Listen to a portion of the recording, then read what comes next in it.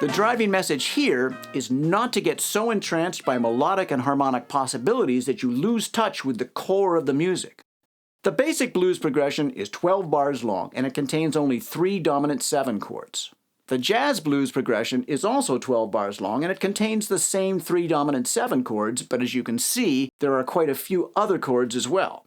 Let's take this line by line.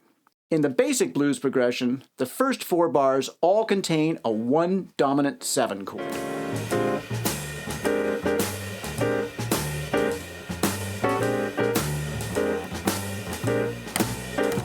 In the jazz blues progression, we add a 4 chord in the second bar. The other change in this line happens in the 4th bar, where the 5 chord is preceded by a 2 chord. Well, this creates a 2-5 leading to the 4 chord in the 5th bar.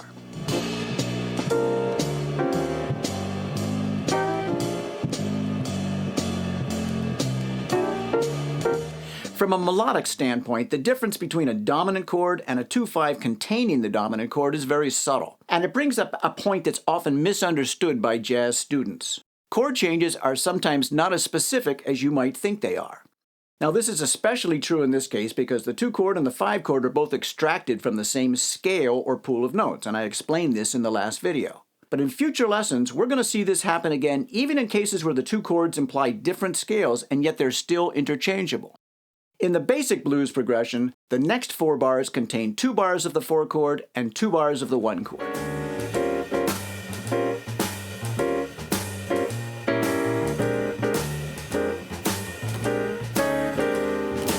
In the jazz blues progression, we put a 6 dominant chord in the 8th bar. And similar to the 4th bar, we could also see a 3 minor chord added to this bar. Now that would create a 2-5 that leads to the 2 chord in the 9th bar, so we can call this 2-5 of 2. This is the most harmonically deviant bar in the jazz blues progression.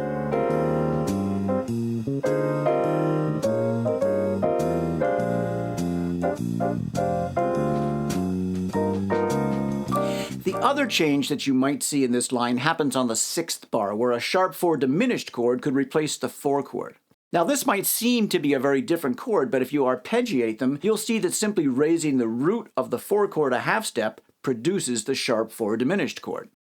The sharp 4 diminished chord might happen throughout the 6th bar, which gives you more time to work with the diminished sound, or it might happen later in the bar where it functions as a more subtle passing chord.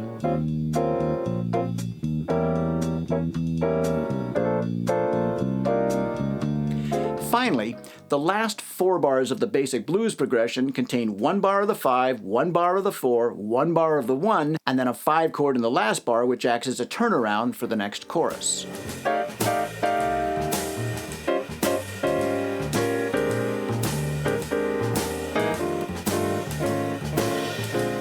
In the jazz blues progression, the 5 chord and the 4 chord in the 9th and 10th bars are replaced by a 2 minor chord and a 5 dominant chord, which gives us a 2-5 extended over 2 bars.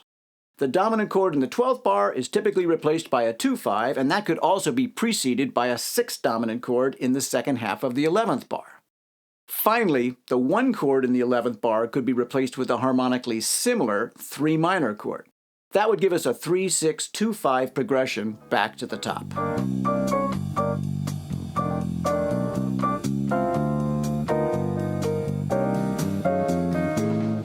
So there's your typical jazz blues progression.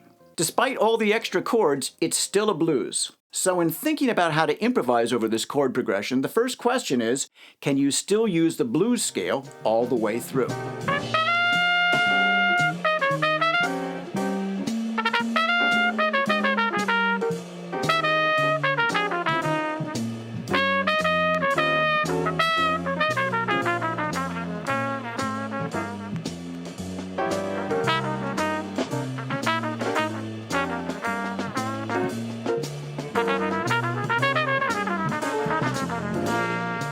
Overall, I'd say the blues scale works pretty well.